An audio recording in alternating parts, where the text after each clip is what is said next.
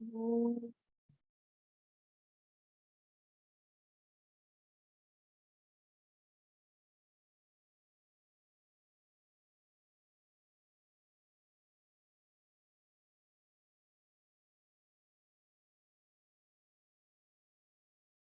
Om.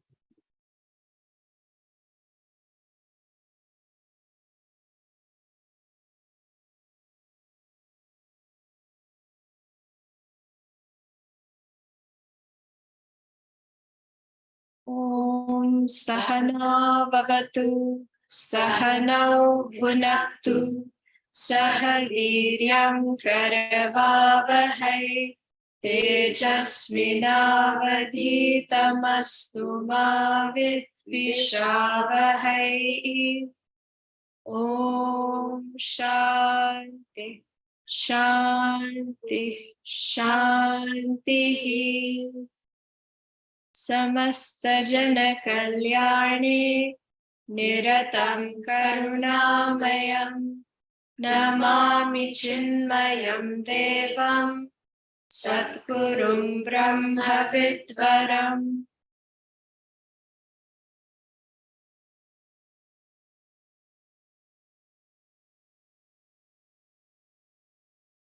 The subject of Nirvana Shatakam, this composition by Bhagavan Adi Shankaracharya ji, is freedom. Nirvana means moksha. Nirvana means liberation. Nirvana means freedom. And there is one type of freedom that most people in this world are familiar with, and that most people would think of if you ask them to define what freedom is. So at the physical level, we think of freedom of movement, right? Freedom to do with our bodies whatever we want. So we should have autonomy over our own body. And that's why when we start to recognize that autonomy, we start to try and assert it. Right? That's why you see teenagers deciding to get some piercings or something, because it's my body and I'm going to do what I want with it. So at a physical level, at a mental level also, and at an intellectual level, we all prize freedom of thought, right? Freedom of speech, freedom to have the beliefs that we want to have. But if we think of freedom more broadly, how this is also categorized is you can have freedom of desire and you can have freedom from desire. Freedom of desire is what most of us think of as freedom. That I have the freedom to entertain whichever desires come to my mind. I have the freedom to pursue whichever desires come to my mind. And nobody should stop me or obstruct me in my pursuit of those desires. And the second one is freedom from desire. And that type of freedom is probably one that we are much less aware of in general, but one that there will be very few people who really value that type of freedom. Because in order to have freedom of desire, I just have to do what I've always been doing. I continue to live as my body. I continue to live as my mind. I continue to go along with whatever comes up in my mind as it comes up. It's relatively straightforward. But to attain freedom from desire, so much discipline is required. And whenever we hear or even think of discipline, we feel we're being restricted. Right? In order to attain moksha, one must be disciplined. One must develop all the internal qualifications of viveka, vairagya, the Shat Sampatti Mumukshutvam. One must practice upasana, one must practice karma yoga. Then finally, when it comes to knowledge, one must practice Shravanam, Mananam, and Nididhyasanam. One must listen, reflect, and meditate. So in that, there are so many things that I must do. And if you're telling me the end result is freedom, but in between, I'm going to have to follow so many rules, and I'm going to have to be so disciplined, then lots of people will say, I don't want that type of freedom. I'll rather keep my desires. I'd rather live my life how I want and see what comes of it. Here, we are exclusively interested in freedom from desires. Because as long as we have desires, and as long as we are acting according to those desires, we may have some measure of apparent external freedom, but within our own mind, we are being held captive. We're being held captive by our attachments and our likes and dislikes and our desires. And therefore, real meaningful freedom for us is not to do what I want. Meaningful freedom means to be free from I want. Two monks once went to one place, and while they were waiting to meet someone, they saw in the lobby that there was an aquarium. So there's one younger monk and one older monk. And so this younger monk started talking to the older monk and saying, how can they have an aquarium here? This goes against all of our, values of compassion and love for all beings. And they've just taken these fish from wherever they were living, probably quite happily, and they've put them in this glass cage. And they're just here for our pleasure, our entertainment. How is this, this is not us practicing our tradition. The older monk said, listen, to you, it appears as though they're trapped here. But when they're living in the wild, aren't they subject to danger from somebody coming along and putting their fishing rod and trying to catch them? Do they have that here? No. If they're living in the wild, then there may be other creatures who will try and catch them and consume them. Do they have that here? No. In the wild, there is heat, there is cold, there is all sorts of external factors. Here, this fish tank is perfectly temperature controlled. Outside, they may struggle for food, and here they get fed regularly, on time, every day, twice a day. So it may look as though there is a lot of restriction, but actually there are a lot of freedoms there. So for the seeker of liberation, often when we're told, there are so many disciplines we have to follow, we feel this is too restrictive. Don't tell me to wake up early every morning and do japa and puja and meditate and all these things. But actually those disciplines are giving us huge freedom, and they're protecting us from so much. And here, what we're focusing on is this final practice for all seekers in their journey, that is meditation. How should meditation be done? In what way should we think? That's what Bhagavan is showing us here. And today we are seeing the last verse of Nirvana Shatakam. So we read verse number 6.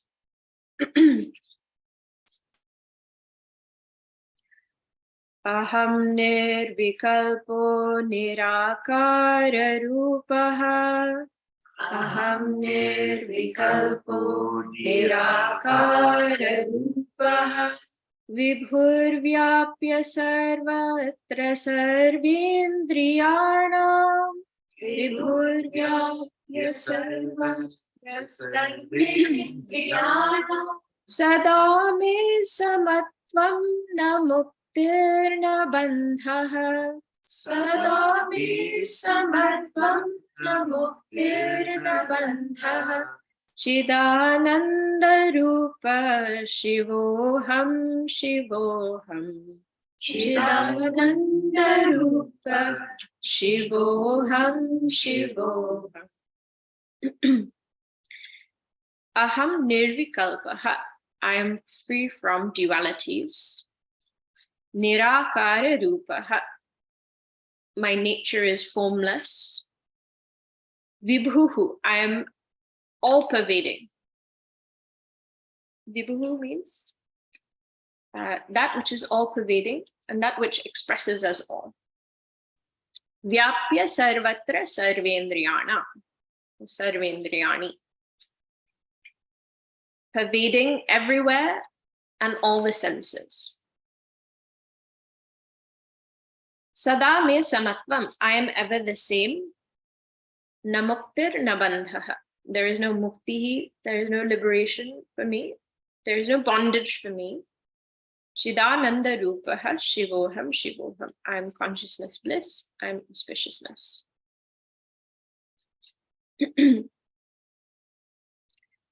So the interesting thing here is the rest of the composition has all been in language of negation.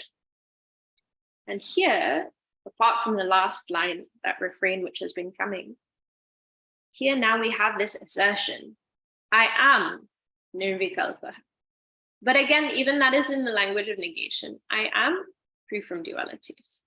I am free from all forms. So now, nirvikalpaha only applies to, if we say I am nirvikalpa, that I can only mean one thing. I am void of dualities means I can only mean Atma. I can only mean consciousness.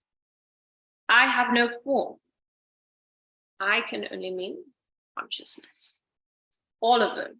This is the main thing here, right? That when I say I am all of these things, it means that I have recognized myself as consciousness and therefore I am nirvikalpa, etc. Nirvikalpaha means free from dualities. And the main duality in which we function in our day-to-day life is as subject and object. This is the basis of all our experiences, all our interactions. Me, the subject, and this object. Okay.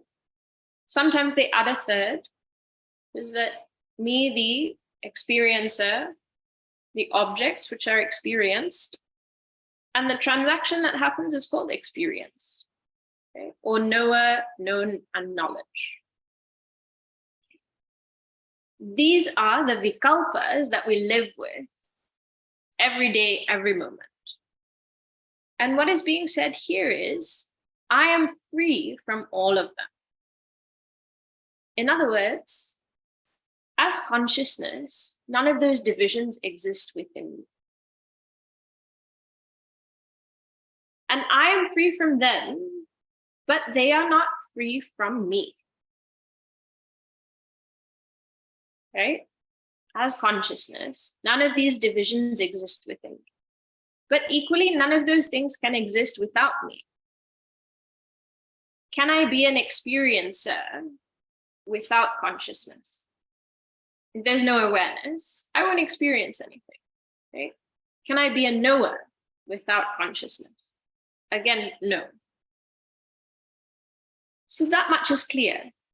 When you get to the experienced or the known, can this known exist without consciousness?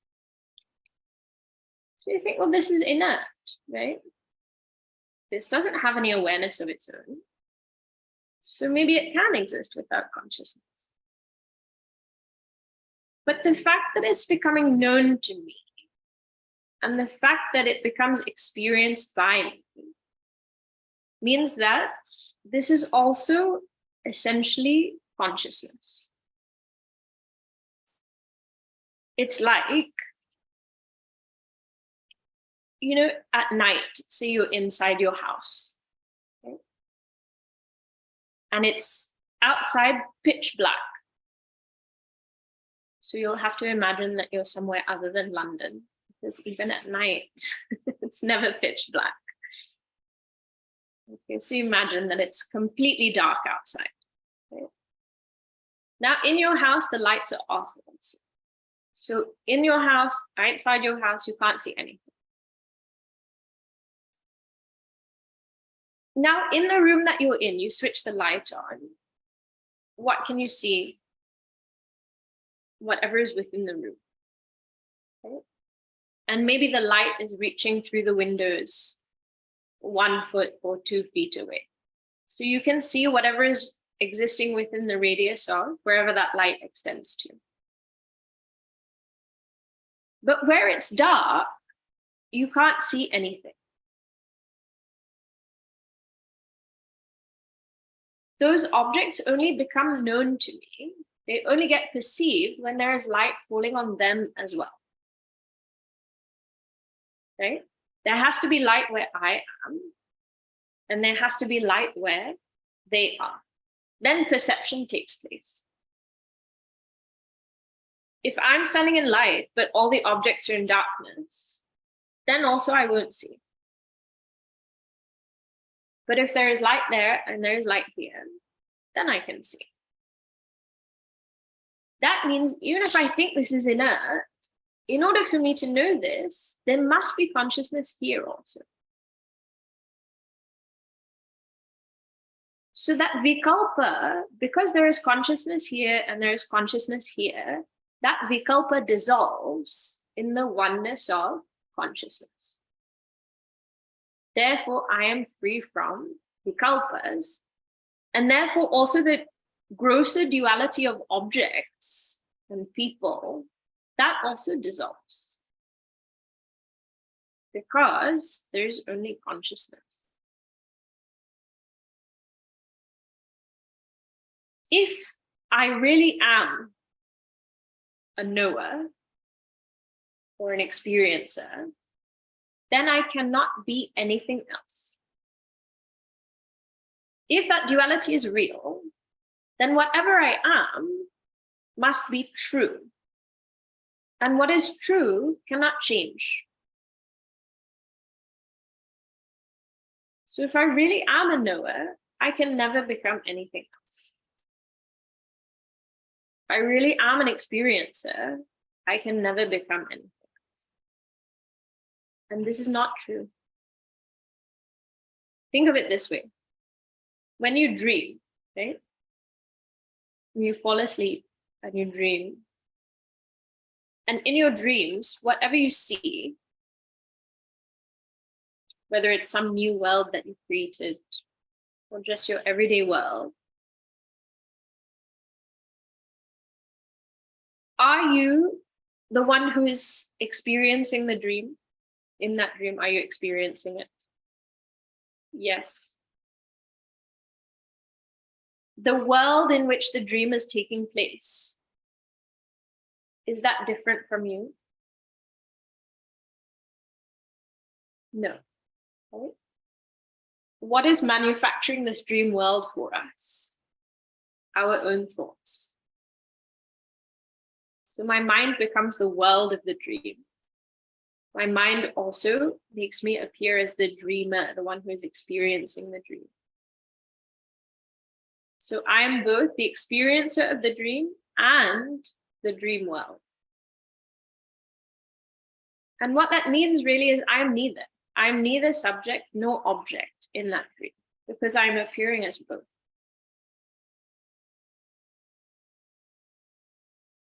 It's a very interesting idea. And it's relatively easy to recognize in terms of the dream. But in terms of our waking world also, the same thing has to be applied. Right? When I fall asleep and I dream, my mind is appearing as the dream world.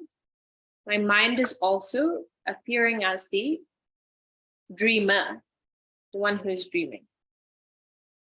I am everything. And therefore, really speaking, I am nothing. How can I be everything? If I had to be one, then I would remain as that one. But because I am all, really speaking, I am none.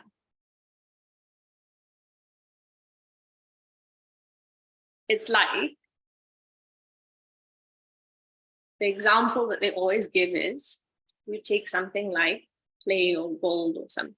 Right? You can have so many things that are made out of gold. You can have earrings, you can have bangles, you can have a necklace, you can have a pendant, you can have a ring, you can go on. You can have all sorts of things. Okay? Now, from the perspective of gold, has gold really become a bangle or a necklace or an earring or a pendant or a ring or whatever? Has gold really transformed itself to become something else? No, right? It's just an appearance. From the standpoint of gold, you look at all of those ornaments, gold will say, yeah, I'm everything. There is no difference between the bangle and the earring and the whatever it is. And also what's really important here is the dissolution of the form is not required to see oneness between all. Right? You don't have to melt the earrings down to see that this is gold. You don't have to melt all the different articles and mix them together, and then only you can say, yes, everything's gold. Everything retains its shape. And at the same time, you say, yes, everything is gold. Because in our experience of this world, are we ever going to be free of the duality of knower and known in our waking state? One is in deep sleep, and the other possibility is in nirvikalpa samadhi. But in our waking state, are we ever going to be free of the duality of knower and known? No, right? And so somebody will say, well, if you're saying as Atma I'm nirvikalpa, that means all dualities should disappear. That's never going to happen. So I'm never going to be free. But the point here is that it doesn't matter if that duality appears, as long as I know that I'm there on both sides. And therefore, there are no two sides. Everything is one.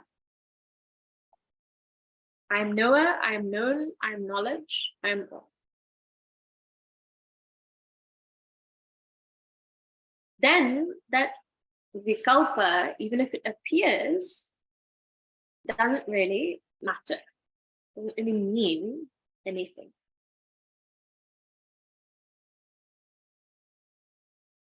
But this, if we understand, the assertion is, I am consciousness, right? And the main duality is knower and known.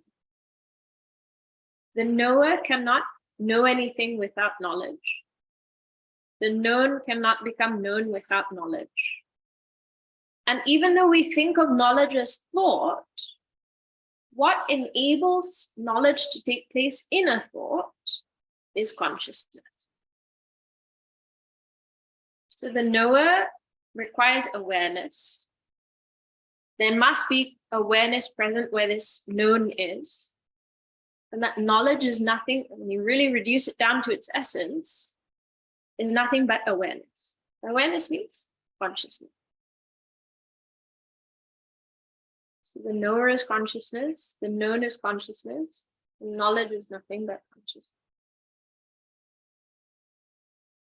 Nice, no? The main thing is that this is me. Okay? I am that which transcends all dualities. I am that in which all dualities appear. I support the appearance of all dualities, but in me, those dualities are false. I may experience them from the standpoint of my body and my mind, but as the self, they're all false. Nirvikata. Then, nirakara rupaha. I am formless. And this is being explained in the next where he says vibhuhu. So one is nirakara rupaha, and vibhuhu means that which expresses as all. So again, it's the same thing, right? How can something be formless and at the same time have all forms?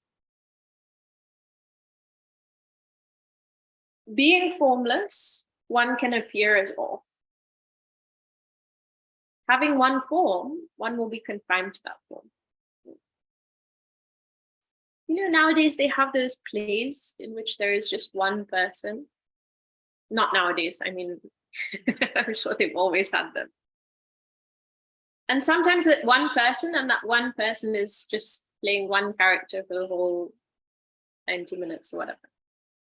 But sometimes there's one person, and that one person is being 10 different people in the course of this production. Now, because one person is appearing as all, that one person really can't be any of those 10. Right? Same thing is being said here. That which is appearing as all, really speaking, has no forms whatsoever. How can consciousness take form? That which is subtler than gross, subtle, and unmanifest, that cannot have any form. One is the gross forms, right? One is these forms which we perceive with our senses. The form and color that we see with our eyes. That one is definitely negated. Because what we're saying is the self is not an object that can be perceived with the senses. So I have no physical form. But also I have no subtle form. Now, if you think of subtle forms, the subtle forms that we are most familiar with are the forms that our thoughts take. Okay? So there are forms of gross physical entities, and there are subtle forms, which are essentially our thoughts. Okay? Our thoughts are subtle forms that we're experiencing at every moment. In order for me to know anything, my thought has to take the shape of that thing. This is how knowledge is explained to work. So in order for me to know this book, when I look at it, my thought has to take the shape of this book. Okay. In order for me to know also sound, my thought takes the shape of the sound. So it's not just things that we can see. In order for me to know a fragrance, my thought takes the shape of that fragrance. So the shapes of our thoughts are constantly changing because we're constantly coming to know new things. Okay? It's not that our knowledge, you wake up in the morning and the first thing you see is the only thing that you will see the whole day. You've lost awareness of all other people and all other objects. Imagine if that was the case. We'd have to be very careful. But it's not the case, right? You know one thing, then you know the next, then the next, then the next. And often it happens so quickly, we don't even recognize what thoughts are taking place. But these thoughts are changing one after another after another. Okay? So they're taking all these different shapes. What was the starting point of this Nirvana Shatakam, if you remember? The first thing was, I'm not the mind, right? Mano buddhya ahankara chittani na. I'm not the mind. And therefore, I'm not thoughts. Because the mind by itself is inert or sentient. Inert, right? The mind by itself is inert. So even though the mind is the thing that has the capacity to change shape in order to perceive a particular object, the knowledge of that object only takes place because there is consciousness that is present along with that thought. Thought by itself cannot illumine anything, right? Thought is inert. Thought has to be illumined. So consciousness is present with every thought. And so I have a thought of a book, and then I have a thought of a table, and then I have a thought of a chair, and then I have a thought of my breakfast, and then I have a thought of something else. My thoughts are changing. And along with each thought, what is present? Consciousness. Right? Now, what is being said here, consciousness is formless. Thoughts are taking form, thoughts are taking shape, and consciousness, which illumines the thought, is formless. If it had a particular form, then knowledge would not take place for us, because consciousness would not be able to be present regardless of the form. Right? It's like, because water has no particular form itself, it can fill any vessel that you put it into. Right? Doesn't matter if it's small, big, if it's curved or whatever. If it's a meter long, 1 centimeter diameter straw, or if it's a big gallon jug, water will fill that space because water itself has no shape. So every shape, whether gross or subtle, is illumined by consciousness because consciousness itself has no shape. Therefore, it can be present where every distinct, discrete shape is present. So what is the reflection here that is possible? That as I'm aware of every thought, right, the awareness of every thought that arises is only possible because I am there with every thought and I'm unchanging with every changing thought. The thought changes, I do not. I am present as each thought arises, as it remains, and as it passes.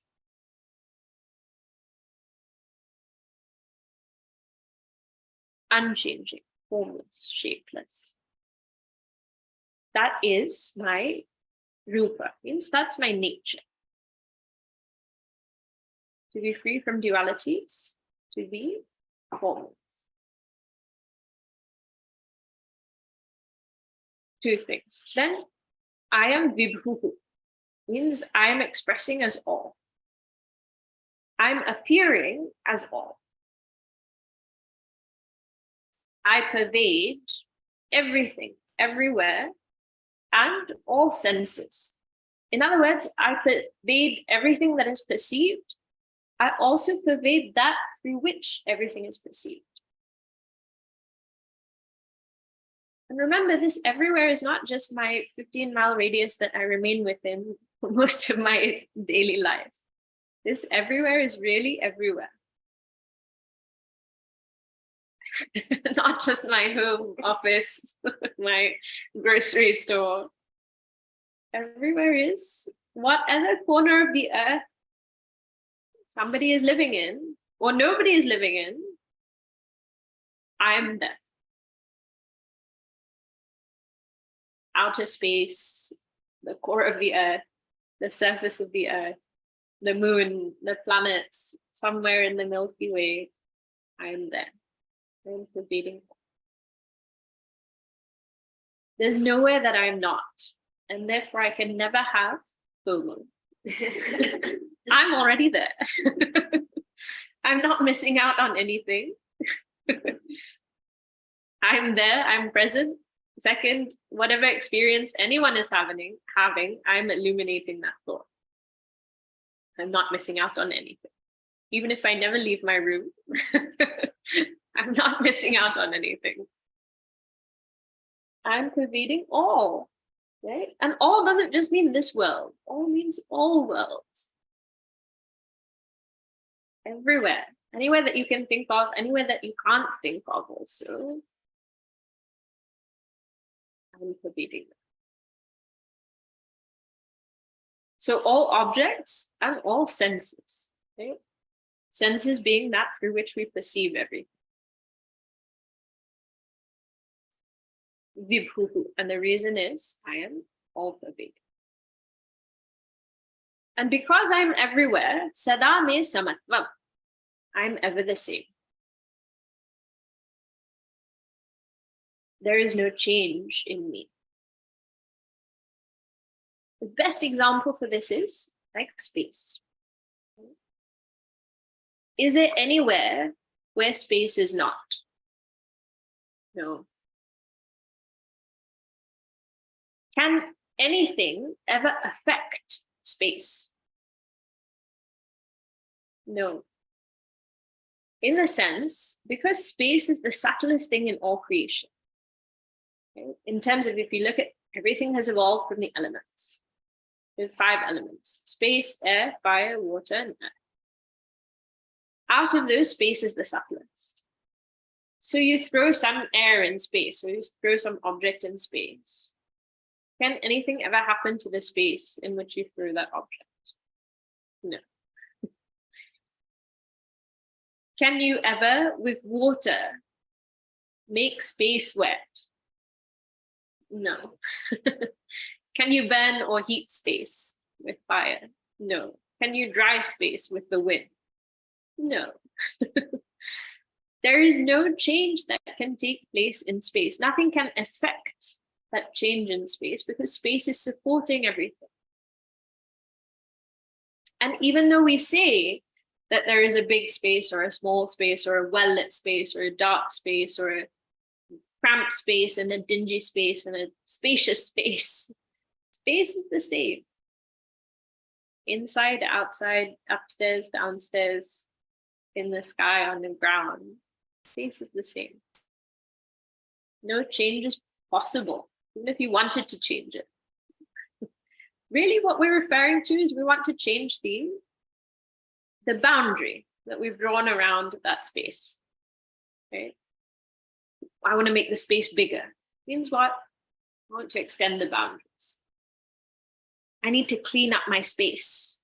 I need to sanctify my space. Means what? You'll move some objects around within that space. You'll burn some agarbatti and you'll light some diya or something.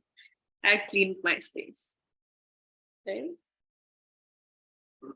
Nothing is ever happening to that space. So for me, now sada me samatva, right? For me, there is always sameness. For some people, it sounds very boring. Everything is the same. You know, some people, they can have the same thing for breakfast day in, day out for months and years on end. And some people, you tell them that I have the same thing for breakfast and he gets so outraged. How can you have the same thing every day? It's so boring. We get so bored with sameness, right? So we feel nothing's changing. There's nothing interesting. Variety is interesting. Change is interesting. So we feel when things have become the same for too long, let's shake things up. Let's do things differently. The seeker of liberation or the student of Vedanta is somebody who has learned to appreciate not change, but someone who has learned to appreciate when everything is the same. And this is where that discipline comes in, right? Because if I'm going with my mind, I want something different every moment. But if I'm working to discipline my mind, then even if I have to eat same porridge every day for breakfast without change, that discipline allows me to appreciate that this is the same every day. And I don't need something different.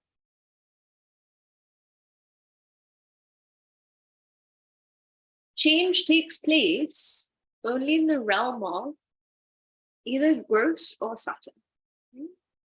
And for us, that means change is taking place, really speaking, either at the level of my body or at the level of my mind. Some changes are desired, some changes are unwanted. Sometimes something happens and I want it, sometimes I don't want it.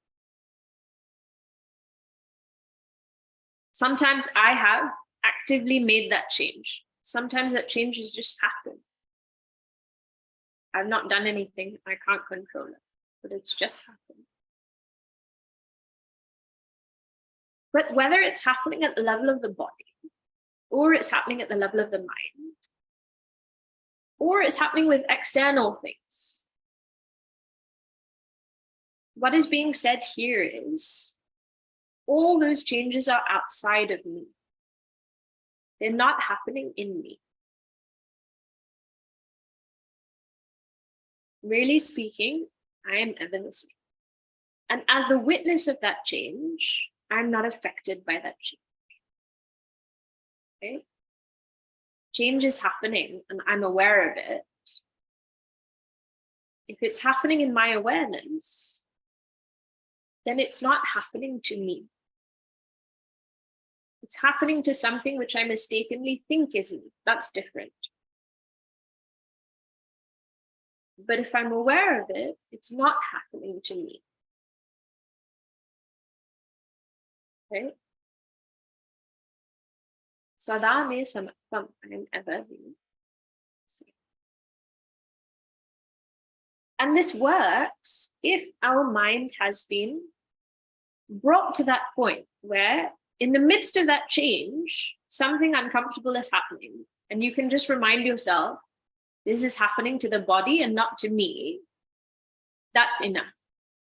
It's enough to shut down that whole thought process of, why is this happening? What will happen next? What will I do? What if it happens again? That thought that this is not happening to me will, one, be enough, but two, be enough only for the mind that has been prepared for that knowledge. But that doesn't mean it's not enough. Right? It means it's enough if I have prepared myself. And really speaking, this is something we have to apply in our mind. When there's a lot of change taking place in the mind. And very often the mind is most where we see uncontrollable change. Thoughts one after another after another. One day some mood, next day another mood. Sometimes we don't even know why, why this thought has come or why that mood has come and why it's changed. And at that time, if I can remember that this change is happening in the mind, it's not happening to me. I'm aware of it. It's happening outside of me. That's enough. That's enough to give me a moment to step back and to not get carried away with that experience. And to remind myself of who I am. Sada me samattam. And finally he says, na muktir na bandha. I have neither liberation nor bondage. That's the whole point of this whole thing. How can I have no liberation or bondage? Like the donkey. You know that story? Like the donkey. Those maybe somebody doesn't know, just in case. One man who is traveling with his donkey, and he reaches one place where he has to stop because it's nighttime. Okay. So he's putting all his things down. He realizes he's forgotten a rope to tie up his donkey. And if he doesn't tie it up, it will wander off. An animal wants to do whatever it wants to do. So he's standing there and fretting and getting very upset. What will I do with my donkey? One person passes by. What's wrong? You look very distressed. This man says, I've traveled all this way. I have to reach this next place tomorrow, and I've forgotten to bring up rope to tie up my donkey. Now what will I do? This is very simple. Just pretend. And you know, when you're facing some issue and it's really affecting you, and somebody says it's very simple, it's so annoying. What do you mean it's simple? Yeah, just pretend. What do you mean just pretend? Listen, you don't have a rope, right? Does your donkey know you don't have a rope? No. Just pretend you're tying him up. What do you normally do? So this is normally I take the rope like this. I loop it once around his head. Then I tie a knot, and then I take it, and then I tie it to something. Just pretend. So this man is now looking at this stranger. There's something wrong with you. Why are you telling me to pretend? But he doesn't have any other option, so he tries it. So he goes through all the motions, right, of tying up this donkey. And at the end, he doesn't know whether it's going to work or not. He's just praying that if I wake up in the morning, my donkey should be there. So he leaves the donkey there. He goes, sets up for the night, goes to sleep. In the morning, he wakes up early to continue on his travels. And so he packs everything up. And finally, last thing is, he's now telling the donkey, move. And the donkey won't budge. He's shouting at it, he's trying to get it to move, physically trying to push the donkey, and the donkey just won't move. So frustrated. That stranger comes again. He said, look what you've done. Now this donkey is not moving. What do I do? He said, did you untie the donkey? What untie the donkey? Is not tied up in the first place. It's just standing there. No. Does the donkey know that it's not tied? Yesterday it thought that you tied it. So now today you have to pretend to untie it. Man is very annoyed with this stranger. But he does it anyway.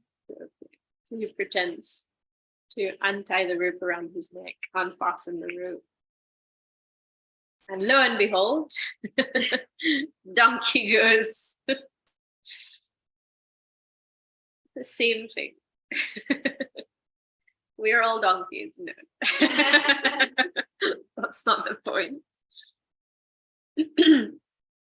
We think we are bound, and therefore we think we have to seek freedom. Okay. And why do we think we are bound? Because we think, this is me. For the body and the mind, there may be bondage, there may be liberation. But the self is ever free. There is no bondage for the self, and therefore there can be no freedom from the self. Okay? Only that which is bound can then be free. And if truly as a person I'm bound, if my bondage is real, if my suffering is real, and my finitude and limitations are real, then I will never be free of it. Because the real is that which never changes.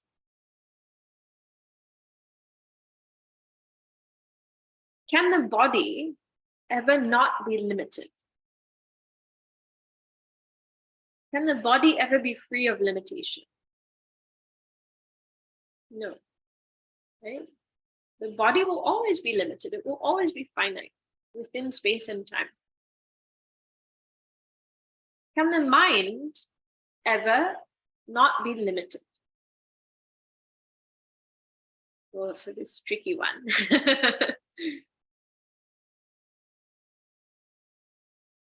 The mind also cannot really be free from limitation. The mind is essentially limited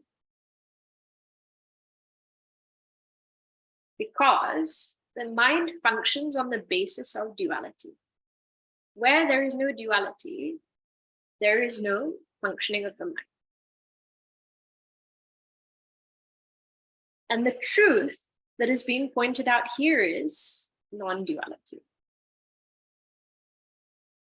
That mind cannot ever reach non-duality, and it remains limited in its own form.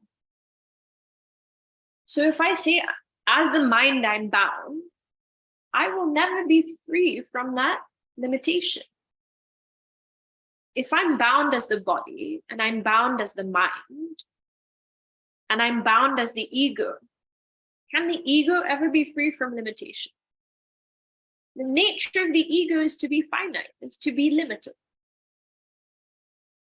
So as the body, as the mind, as the ego, can I ever truly be free? No. If I remain as those things, I will always be bound. And as Atma, as infinite consciousness, which is bliss, which is existence, can I ever be bound? Can I ever be limited? No. So we just got to pick one. Either we pick the body and the mind and we live with our limitations, or we choose to recognize ourselves as this infinite self, in which case there are no limitations, there is no bondage, and therefore there is no need for freedom. And as the self, all vikalpas can appear, and still I'm unaffected. Because essentially I am nirvikalpa, nirakara.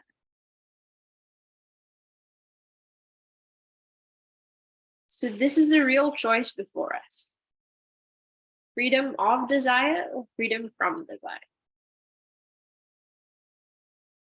To remain identified with what is finite, or to recognize ourselves as that infinite truth. Really speaking, when you put it like that, it's not a choice.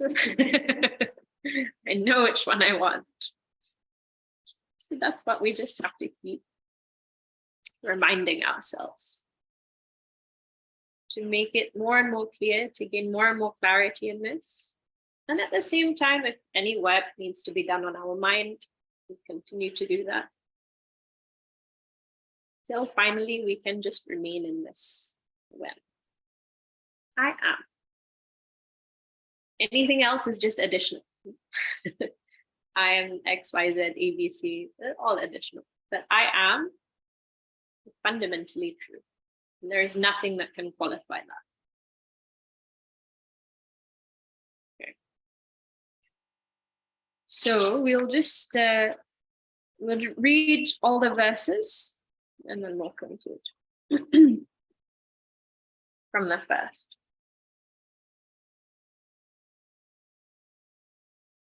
Mano buddhya hankara chittani naham na cha shrutra jihve na cha grana netre na cha vyoma bhumir na tejo na vayu chidananda rupa shivoham shivoham na cha prana sanyo na vai pancha vayu na va sapta dhatur na va pancha kosha न वाक्पाणिपादं न चोपस्थपायु चिदानन्दरूप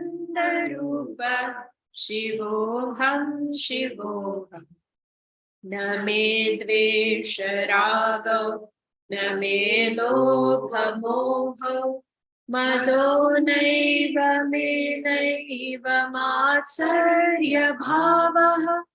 न धर्मो न चार्थो न कामो न मोक्षः चिदानन्दरूप शिवोऽहं शिवोऽहम् न पुण्यं न पापं न सौख्यं न दुःखं न मन्त्रो न तीर्थं न वेदा न यज्ञा अहं भोजनं नैव भोज्यं न भोक्ता चिदानन्दरूप शिवोऽहं शिवोऽहम् न मे मृत्युशङ्का न मे जातिभेदः पिता नैव मे नैव माता न जन्म न बन्धुर्न मित्रं गुरुर्नैव शिष्यः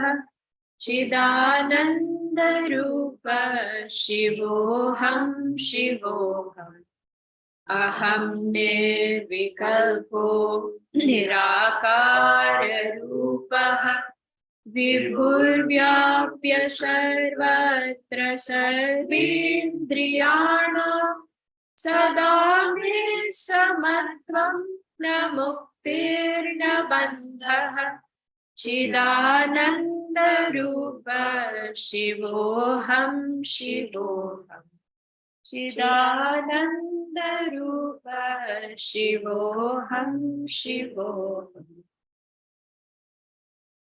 ॐ पूर्णमद पूर्णमिदं पूर्णात् पूर्णमुदच्यते पूर्णस्य पूर्णमादाय पूर्णमेवावशिष्यते ॐ शान्ति शान्ति शान्तिः हरिः ॐ श्री गुरुभ्यो नमः हरिः ॐ